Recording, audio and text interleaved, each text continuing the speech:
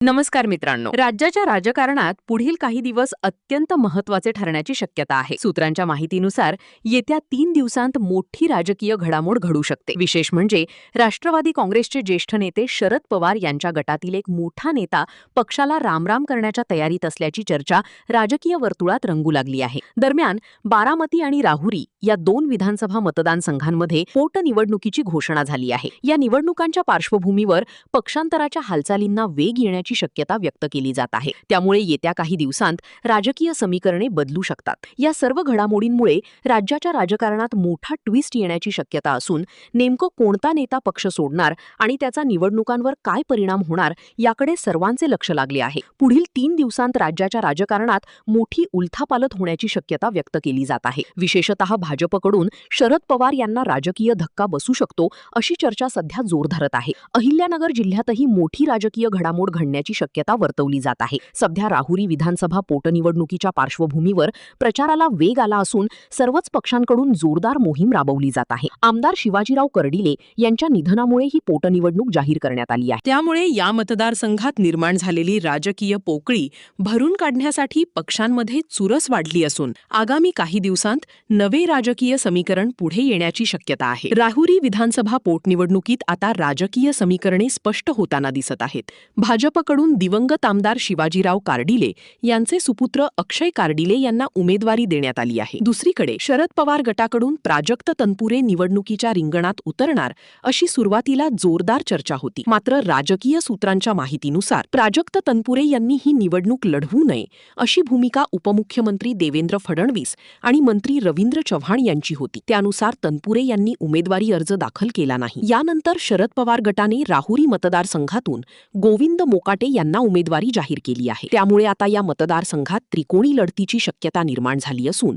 येत्या काळात प्रचार अधिकच रंगणार आहे. राहुरी विधानसभा पोटनिवडणुकीच्या पार्श्वभूमीवर आता आणखी एक महत्त्वाची राजकीय घडामोड समोर येत आहे. राष्ट्रवादी काँग्रेस शरद पवार गटचे नेते आणि माजी मंत्री प्राजक्त तनपुरे हे 20 तारखेला आपली भूमिका जाहीर करणार असल्याची माहिती समोर आली आहे. यासाठी तनपुरे कार्यकर्त्यांचा मेळावा घेणार असून त्यानंतरच अंतिम निर्णय जाहीर केला जाईल असे सांगितले जात आहे. विशेष म्हणजे तनपुरे भाजपा प्रवेश करणार असल्याच्या चर्चांना सध्या जोर आला आहे. त्यामुळे त्यांच्या निर्णयाकडे सर्वांचे लक्ष लागले आहे. दरम्यान मी माझी भूमिका यापूर्वीच स्पष्ट केली होती. मात्र काही कार्यकर्ते नाराज आहेत. त्यामुळे त्यांच्या भावना जाणून घेण्यासाठी मेळावा घेऊनच पुढील भूमिका स्पष्ट करणार असे तनपुरे यांनी सांगितले आहे. आता 20 तारखेला तनपुरे नेमका कोणता निर्णय घेतात यावर राहुरी पोटनिवडणुकीचे आणि एकूणच राज्याच्या राजकारणाचे पुढील समीकरण ठरणार आहे. राहुरी विधानसभा पोटनिवडणुकीत प्राजक्त तनपुरे यांची भूमिका अधिकच महत्त्वाची ठरताना दिसत आहे. उमेदवारीसाठी इच्छुक असताना भाजप प्रदेशाध्यक्ष रवींद्र चव्हाण आणि पालकमंत्री राधाकृष्ण विखे पाटील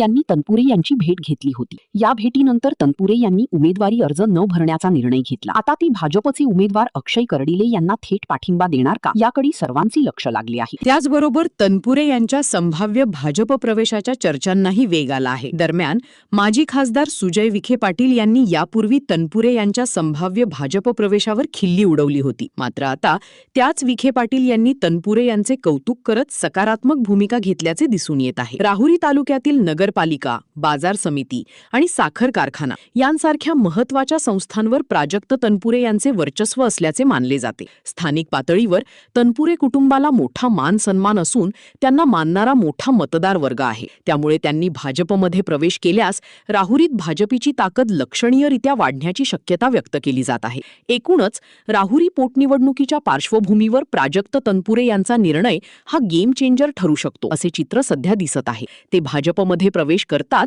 की शरद पवार गटासोबतच राहतात यावर केवळ राहुरीच नव्हे तर राज्याच्या राजकारणातील पुढील दिशा अवलंबून असणार आहे. आता सर्वांचे लक्ष 20 तारखेवर खिळले आहे. तनपुरे नेमका कोणता निर्णय घेतात, कोणाला पाठिंबा देतात आणि त्याचा निवडणुकीवर काय परिणाम होतो हे पाहणे महत्त्वाचे ठरणार आहे. ताज्या अपडेटसाठी आमच्या सोबत रहा. धन्यवाद.